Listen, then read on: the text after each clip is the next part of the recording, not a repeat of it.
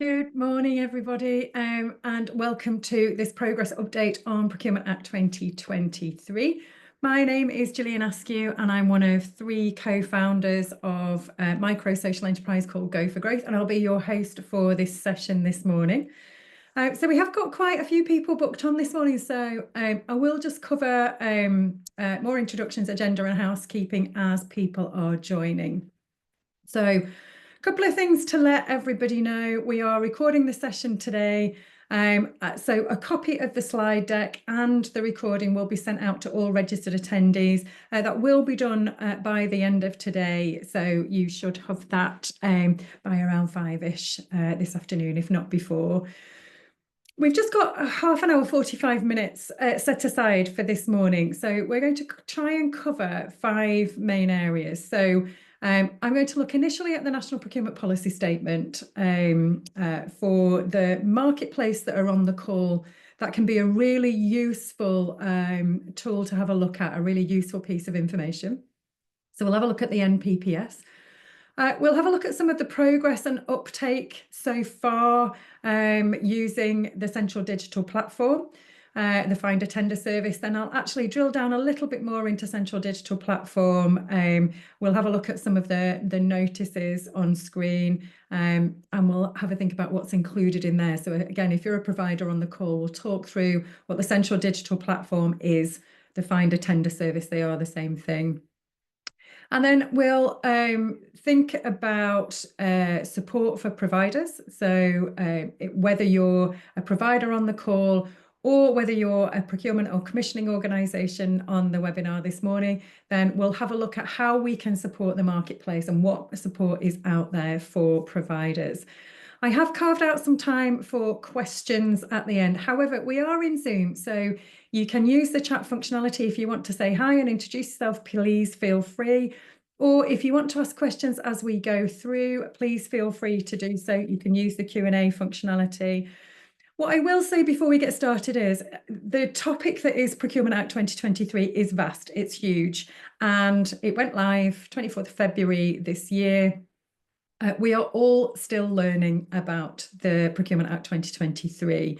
And so if I'm not covering in this brief webinar this morning something that you wanted to know more about, then please do feel free to get in touch with me separately outside of the session this morning.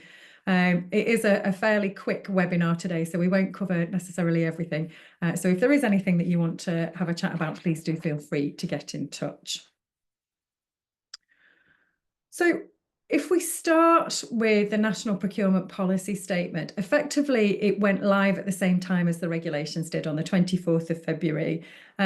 What does it do? I guess it sets the strategic priorities for public procurement. And it speaks to how contracting authorities can support the marketplace, use the regulations to underpin what's important to the public sector. So it talks about things like, in carrying out a procurement covered by the Act itself, a contracting authority must have regard to the importance of delivering value for money. Achieving value for money is always the overarching priority in public procurement, and that must include consideration of outcomes and quality to avoid waste from low value or poor quality bids.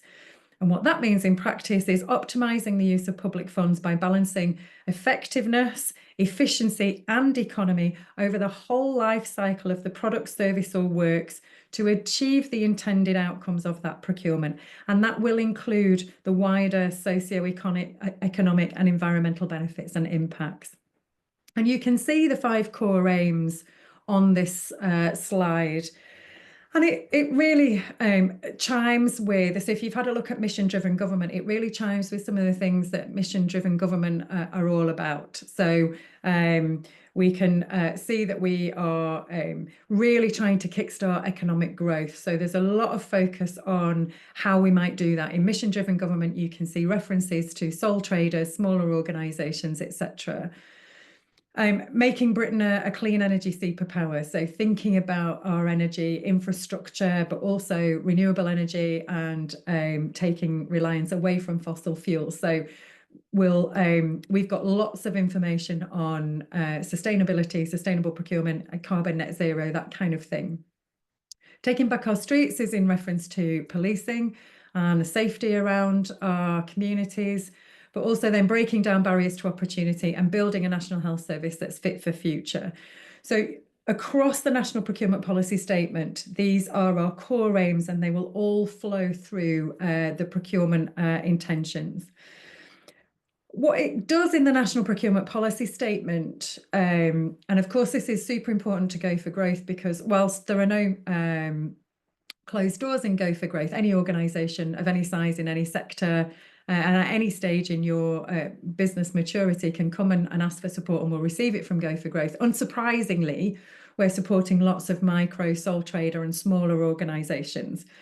And so actually some of the things that the National Procurement Policy Statement says in reference to that is really key. So it talks about contracting authorities can deliver value for money by driving economic growth and strengthening supply chains by giving small and medium-sized enterprises, SMEs, and the voluntary community and social enterprises, VCSEs, a fair chance, creating high-quality jobs and championing innovation. Delivering social and economic value that supports government's missions, including working in partnership across organisational boundaries where appropriate. And it also then speaks to the commercial capability and standards that are in place in order to procure and manage contracts effectively, and to do that in collaboration with other contracting authorities as a mechanism to delivering that best value. And I think the interpretation for me in that, and it's a very personal interpretation, is where can we have more consistency in the requirement that we're asking the market from? And especially when we think about smaller organisations, if we are able to prepare small businesses for those opportunities, and consistency is key to that, if we can do that in the most efficient and effective way, then actually we have a real opportunity to be able to help smaller organisations to upskill, have the confidence, resources, knowledge, toolkits that are needed in order not just to take part in those competitions, to be fairly awarded the work. And in Go for Growth, our interventions, from the polls that we do and the businesses that we talk to, what we're seeing is a 70% increase in engagement with competitions, and that's translating into a 30% increase in business. And so the National Procurement Policy Statement is really speaking to accessing that whole market and supporting that whole market, and making sure that opportunities are fair and equitable for smaller organisations as well. There are lots of documents that smaller organisations can read that might be helpful in the public sector. The National Procurement Policy Statement, it is a live link when this comes out, so you will be able to access it straight through this slide deck. If you are a provider in the market, and equally if you're actually a buyer on this call today or a commissioner, my advice would be go and have a look at it, because it will give you a real indication of what's important to the public sector. So progress so far, what have we been doing, I guess? And so this comes from the 9th of June. So there is something called the drumbeat that is issued. So it will just be issued again next week, I think. So this is almost a month old now, but it gives an indication of what's going on. So on the Find a Tender service, the central digital platform, and I'll come on to that in a second, we've got 26,971 suppliers registered as of week commencing the 9th of June. 2,462 contracting authorities are registered. 43,334 users and 10 consortia are registered. And up to that point, week commencing the 9th of June, 14,090 notices had been published. And I'll tell you what those notices were actually on the next slide. So I picked out, you can see all 16 notices on the next slide. I'll show you what they all are, but I picked out 4, probably the 4 in my view that we're going to be interacting with at most at the minute as providers. So UK4 is a tender notice. So that is the notification that lets you know that there is a live opportunity out there. So of those 14,000, 2,906 tender notices have been issued. Pipeline notices are opportunities above 2 million, generally speaking. So 4,561 pipeline notices have been issued. Pre-market engagement notices, so that early engagement, pre-market engagement notices UK 2, 1,929, and then planned procurement notices 305, so that's the UK 3. And what we're seeing in terms of those tender notices, you might have attended a deep dive that we did with YPO not long ago, where we had a look at competitive flexible procedure specifically and dynamic markets. We are seeing the competitive flexible procedure being used. It's at least a two-stage process. There are different stages being invoked. Of course, they are fully transparent when the notices go out. If you want to have a look at that deep dive that we did with YPO with my colleague Annalise Fothergill, please do. It's on our YouTube. You can get a video of that webinar session that we did. Have a look at that.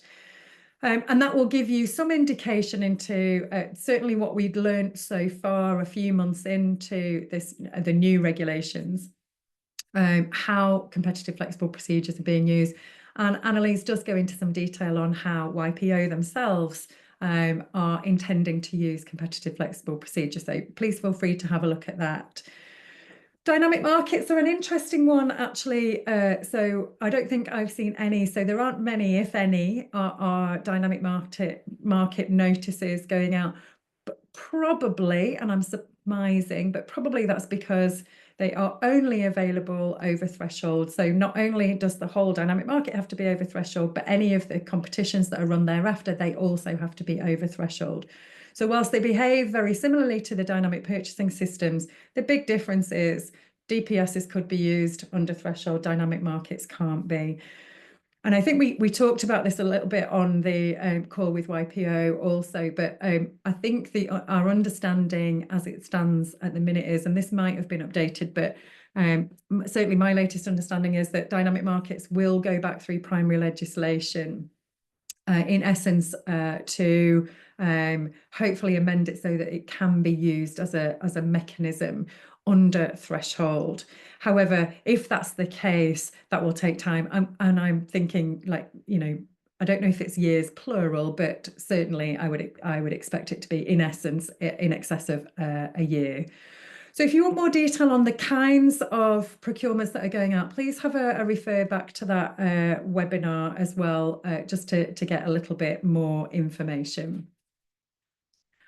So the central digital platform, one of the big changes, of course, with the Procurement Act is the upskilling of the finder tender service, if you like. So terminology-wise, if you're a provider on the call, you will hear this interchangeable terminology between central digital platform and finder tender service. They are the same thing. And so all those notices that I just talked about, and there's a list down the right-hand side of all 16 notices under Procurement Act 2023, they will all be in the central digital platform, the finder tender service, as will any notifications that are still required under the previous regulations, the procurement contract regulations, public contract regulations, 2015. And when you go into the central digital platform, you can choose which legislation notices that you want to look at. So it will, I think, in essence, as a default, use everything, but then you can refine it as to which notices that you want to have a look at. The good news is all notices are in one place. So all of those notices, both for Procurement Act and Public Contract Regulations 2015, PCR 15, they are all on the Central Digital Platform Finder Tender Service. That includes procurement pipelines. So everything that we need is in one place. It's important to note that there is mandatory registration for suppliers. However, you don't have to register simply to search on the Finder Tender Service. You never had to, and you still don't have to. However, if you want to interact with those opportunities, as in you want to bid any of those opportunities, you will need to register for the Finder Tender Service. And so I'll talk a little bit more about some of the additional modules coming on it, but effectively you will be putting in some of your most regular information that you would include in any of the bids. So who you are, how big you are, where you are, your financial and economic standing. It will look at a persons of significant control, for example, and exclusion grounds, both mandatory and discretionary. When you fill out that supplier information system, what you get, so you'll need your OneGov code. You'll also end up then through that registration process having your share code. Both of those codes are needed to bid through the Finder tender service, and typically that will be for opportunities that are above threshold. So for those that aren't aware, the threshold for goods and services currently, and it's been the same since January 2024, is £214,904. So typically, if you're looking at opportunities above that, you'll be in the Finder Tender Service Central Digital Platform, and therefore you'll need to register. What you can see on screen is a tutorial video here. So what we've done is we've created, it is a 20-minute tutorial video, so it's quite a long one, but it has got each section of the supplier information system timed. So if you just want to go to the exclusions section, you absolutely can. You can take it section by section if you want, or you can watch the whole thing, but it will take you step by step through registering to the supplier information system. So please do feel free to have a watch of that if you want to. But below threshold, as it stands at the minute, you can still use the Contracts Finder search engine. And again, both of those search engines are free of charge. There should be no payment. There should be no payment for any portals either, simply to interact with them and search through them, etc. You should be able to bid through those portals without any charges. So under that threshold for goods and services that I talked about, there is a different threshold for works. It's just shy of about 5.4 million. And there is the light touch regime, which is a little over 630,000. They all include VAT. Then you will be in the Finder Tender Service. Underneath that, you potentially will be looking at things on Contracts Finder, for example. So all of those things still exist. And so we have the central digital platform. So we have those mandatory modules, if you like, in the central digital platform. There will be additional modules coming out also, so that you will be able to add other information in. So there will be policy-driven modules, I believe. They will be built. We think they will be optional for suppliers to fill out. So you'll have the mandatory stuff for the supplier information system. And I guess the important note is that that information that you put in the mandatory elements of the supplier information system, they pull through to the supplier the contracting authority portals, the procurement portals, the e-sender systems, as they're called. And so you shouldn't have to repeat that information in a live bid, because it should be being pulled directly through. And the theory is we will reduce duplication for bidders. So you fill it in once in the central digital platform, it'll pull through. What I don't know for sure is the additional modules. My expectation is that they will also pull through, but I don't know that for sure. And I'm not sure when they will be launched either. We have the Procurement Compliance Service launching next February, and my understanding is that we will be classed as business as usual from March next year. So actually, I wanted to cover some procurement policy notes. And effectively, you have procurement policy notes on the public contract regs of 2015. And now we have procurement policy notes under Procurement Act 2023. So given that we're talking about progress under Procurement Act in this webinar, I did want to just cover, now what I'm not going to do, there's been 21 of them, I'm not going to cover them all on this call, but what I am going to do is twofold. So we have created a summary document of all 21 procurement policy notes. It will come out with the slide deck, but there were a couple, well, I think there are 5 or 6 on this slide that I want to just really quickly cover, and then there's a couple more on the next slide as well. So PPN 001, SME and VCSE spend targets. So what this is looking at is for in-scope organisations, so and central government organisations primarily, I think, although it may expand. They are being asked to set a 3-year direct spend target for SMEs from April the 1st, 2025, and 2-year direct spend targets for VCSEs from 1st of April 2026. And those results should be published annually. And so we'll actually start to see more granular detail on SME and VCSE spend directly through contracting authorities, which will be really key to us understanding how effective the regulations are in helping to remove barriers and increase access, equitable access to opportunities for SMEs and VCSEs. Taking account of social value in award of contracts, PPN 002, and Public Services, the Social Value Act of 2012, PPN 003. What that's looking at is effectively, PPN 002 says from October 2025, all in-scope procurement above threshold must apply the updated social value model. And it must be applied where relevant to the subject matter, proportionate and compliant with Section 23 of the Act, with a minimum weighting of 10% of the non-price criteria required for social value. PPN 003 goes on to say, in-scope bodies must consider how procurements for relevant services might improve social, environmental and economic well-being in the relevant area. And that consideration must occur before procurement starts and may include consultation. I did just see that I think someone had their hand up just then. Because it's a webinar, I actually don't know how easy it is to come to you, but let me just see. Lauren, I think it's you. Did you have something to say? I think I've unmuted you, have I? Or you can unmute yourself. Feel free to chip in.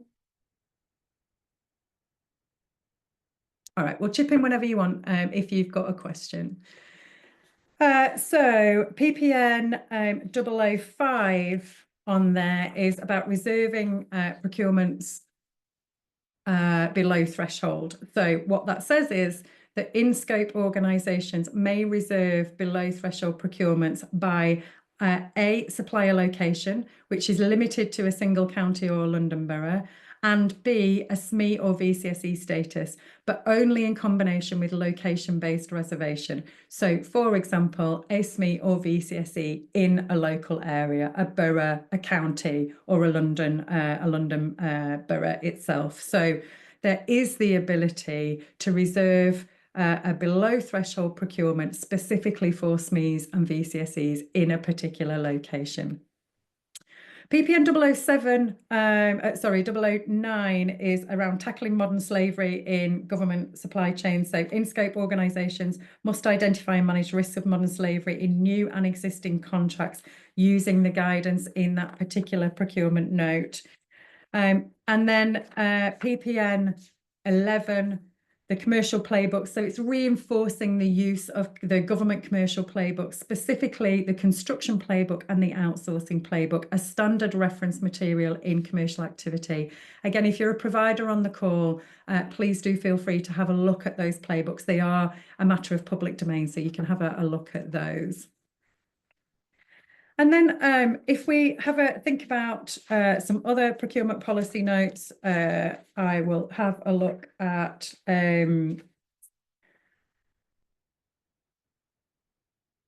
Essentials Scheme, so PPN 014. So that's introducing the requirement to consider suppliers' compliance with Cyber Essentials or Cyber Essentials Plus when handling sensitive data or systems.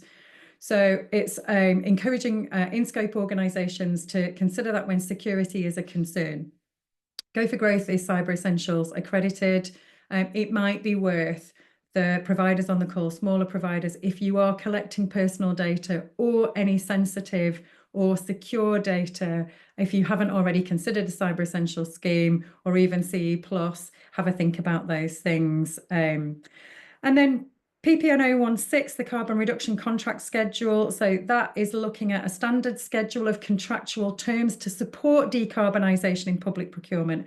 And what that will do was enable in-scope organisations, so public sector organisations, to embed greenhouse gas emissions targets, reporting and performance monitoring in contracts where relevant and proportionate. And I think this is a really interesting one. So I was at the Procurement, the SIPS Futures Conference just this week, and actually hosting a session where the Chancery Lane project were presenting along with National Air Traffic Services, NATS, and they were talking about actually the balance between supplier engagement and using contractual levers for decarbonisation and the broader sustainability topic, but actually really thinking about the contractual terms that will be useful in addition to supplier engagement to help with decarbonisation and that pathway to net zero. And it's all about supporting the delivery of the UK's net zero 2050 commitment.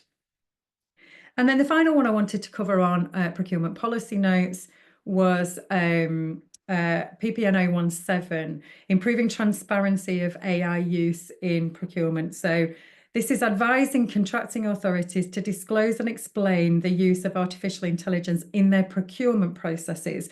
So there was a PPN 0224 under the previous regulations, where it was that you are able as a contracting authority to ask bidders to disclose if they have used AI to prepare any part of their bid. My view is if you're asking that, you would be asking about all external support users, bid writers, bid reviewers, etc. And you would be specific on what AI is. For example, Grammarly is an AI tool to check your spelling. That's not really, I think, what the contracting authorities are getting at. So there is some specificity that is required around that. And of course, generally speaking, I believe when that is used, it doesn't go into the evaluation process. So evaluators aren't aware. It's actually used for information gathering to understand the use of AI. PPN 017 is looking at that use in procurement. So it includes using AI for evaluating bids or supplier data, supporting transparency, accountability, and public trust in AI decision making. So it's definitely not saying don't do it. What it is saying is if you are using it or you intend to use it, you should be transparent about it. In the same way that you might be asking your suppliers, your bidders to be transparent, you should be the same. So I will send out this summary document, which actually has been compiled using AI, out with the slide deck today, but hopefully that was useful. And if we just then have a look at, before we think about removing barriers for SMEs, what's the impact on suppliers? So fundamentally, what we have are two sets of regulations that are at play. So anything that we have that's still live, that was let pre the new regulations, so before the 24th of February 2025, they will run to their natural end. And actually, dynamic purchasing systems, DPSs, my understanding is they can be extended up to a maximum length of termination February 2029. So they will still be out there. And dynamic purchasing systems are interesting because you can still join them at any time. What you won't necessarily see are notices about them, and you certainly probably won't see a contract notice on it. You might see some award notices around it, but what you won't see is the advertisement of it. So those DPSs do exist and they are there for providers to join, but you will need to go and proactively look for them. And you can do that both on Contracts Finder and on the Finder Tender Service Central Digital Platform. But I think for contracting authorities on the call, one of the things we have to just acknowledge is that we do have two sets of regulations that are running concurrently for a period of years. And so therefore, we should be mindful of the support that the provider market will need for that. And I think it's important to guide providers really well. So lots of contracting authorities have support materials, guidance materials, or they're using external support like Go for Growth. Whatever you're doing, or working with your growth hubs, your local chambers, etc., whatever it is you're doing, make sure that you're signposting really well to that guidance and support, because it will be needed. We've been guiding people on PCR 15 for years, and now we're guiding on both PCR 15 and Procurement Act 2023. So we do need to have that twin track of support going out there. Of course, we do need to accept that competitive flexible procedure, although it is just one procedure, and we know that there is some common themes around it, as in it would need to be at least a two-stage procedure. Thereafter, it can be very dynamically put together in line with the individual procurement. It is there to be an enabler to procurement so that it can be designed really around the outcomes of that procurement. And that means that every competitive flexible procedure will be different from every other competitive flexible procedure. And so over time, we'll try and build some standard guidance. But if you are going out with competitive flex, it's likely that certainly the smaller organisations that are trying to interact or would like to interact with that procedure may in fact need additional support. So bear that in mind. We do have open frameworks. I've talked about dynamic markets. So we've still got the closed framework that will last up to 4 years. But in addition, under the procurement regulations, we have open frameworks that can last up to 8 years now. And so actually, the open frameworks behave very differently to a closed framework. And there are some real nuances of what happens if only so many suppliers are on the framework. Can it still stay open for 8 years? So again, whilst we're not covering it in detail on this call today, we have done other webinars where we've done a deep dive into frameworks and what they look like and what an open framework is. So, but again, my advice would be, if you're a contracting authority on the call going out with an open framework, consider what that support and guidance need to look like for the marketplace. And then we have debarment, supplier measurement and contract management. My view is actually supplier measurement is a real positive for the marketplace. More often than not, suppliers are executing contracts really well. And so for some of that to be in the public domain can be a real benefit, especially to smaller business who want to grow in the public sector. We can effectively showcase our business through that supplier measurement that's in the public domain. And of course, if we're not performing well, and that's significant and material, or it's illegal, etc., there should be a debarment process. It's not okay for any organisation to be unlawfully operating. So I think there is a little bit of fear that's been around the debarment, supplier measurement, contract management stuff. I hope, and I actually believe as a procurement practitioner that that's unfounded, that it is doing the job that it's supposed to do. And actually that can be a real positive for those organisations that are performing really well. And the final thing before we open up for questions, removing barriers for SMEs. How can we support the marketplace? So if you're a provider on the call, these are what I hope will be useful things if they are in the market to help you. And if you're a contracting authority on the call, these are things that I would encourage you to consider. I'm not going to go through all 10. They will come out with the slides. And if anybody wants to chat any of them through in more detail, please feel free. But I will just pick out a couple. So the contract terms and bid requirements, review and simplify contract terms. We did a piece of work with the London Anchor Institution Network around removing barriers to entry and growth for SMEs and VCSEs. And actually, it was a really successful piece of work by one of the London Anchor Institution Network organisations, where they really simplified their contracts terms. I'm going to quote some numbers, please don't quote me on them, but it was something like 40 plus pages of contract terms down to around 10.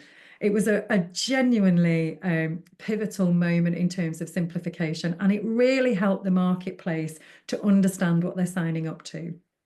And get under the skin of what those contractual terms are and the risk profile that they may or may not represent. So I would encourage any organisation to think about how can we simplify some of this stuff so that we can make it easier for our smaller organisations to contract with us. And those bid requirements, I think in procurement, our middle name, if it isn't already, it should be relevant and proportionate. Those words should be in our sphere of thinking the entire time.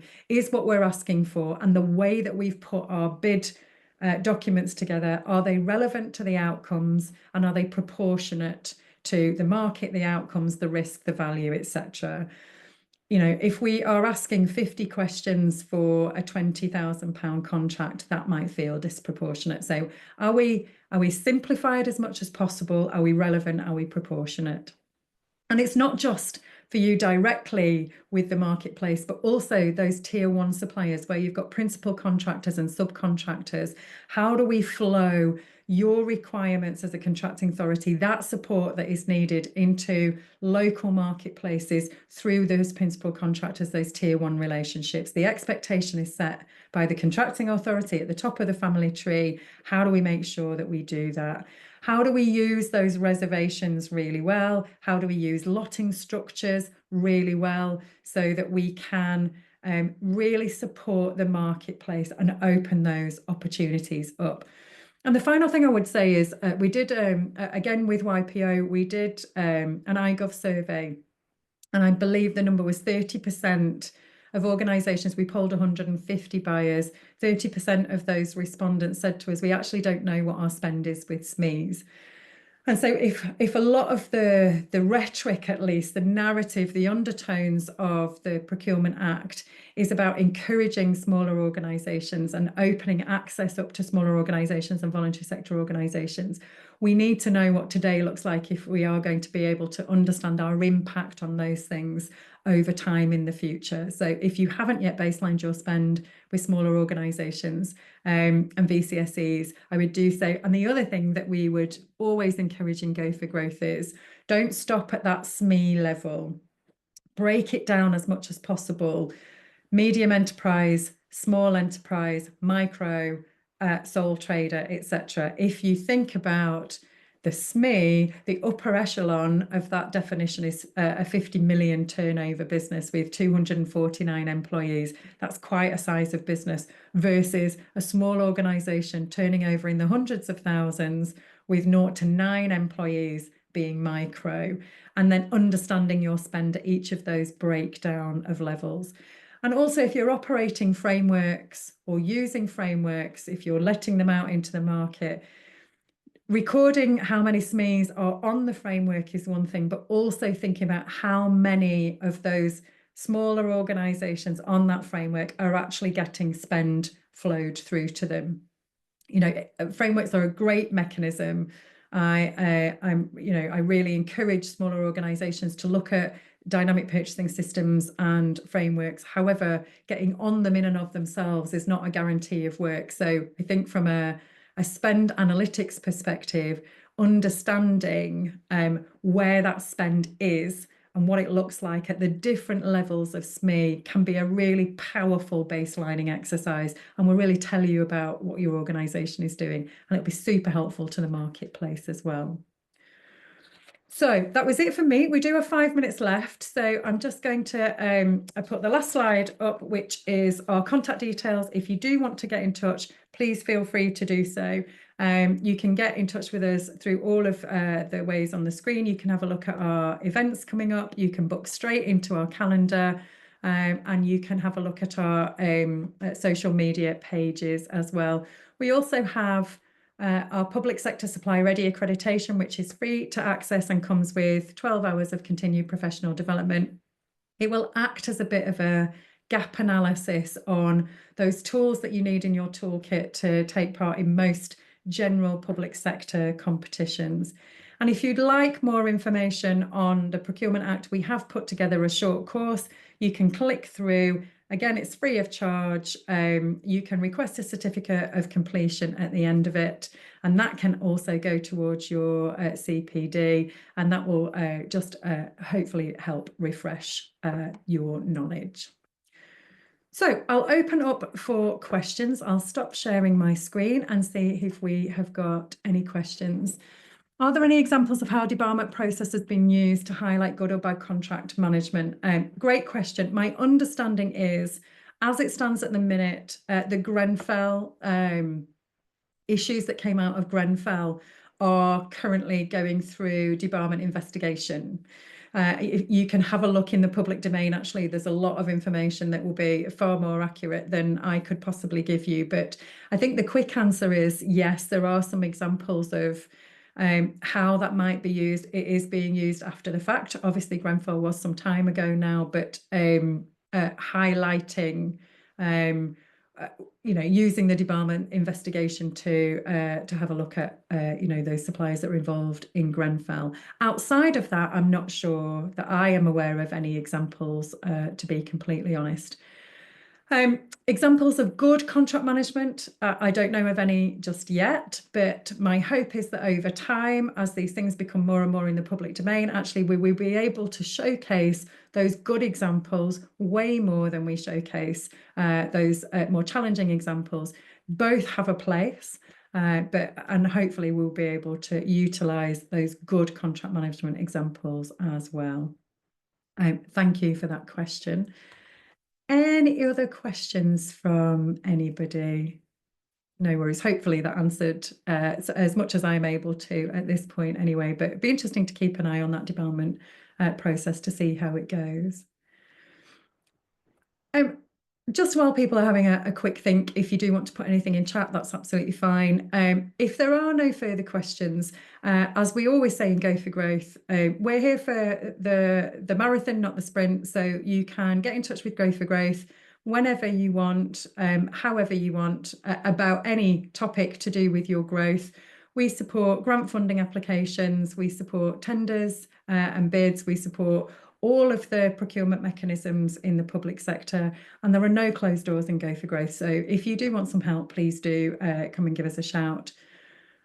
I know that was a whistle-stop tour, but hopefully that was useful, a bit of an update on the Procurement Act.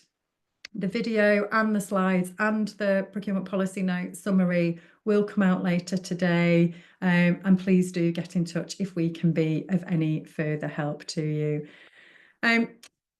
On that note, I'll give everybody 4 minutes back, which is always useful. Thank you to everyone for joining me this morning. I really appreciate you taking time out of your calendar, and hopefully I will see you on a Go for Growth webinar again soon. Thanks all.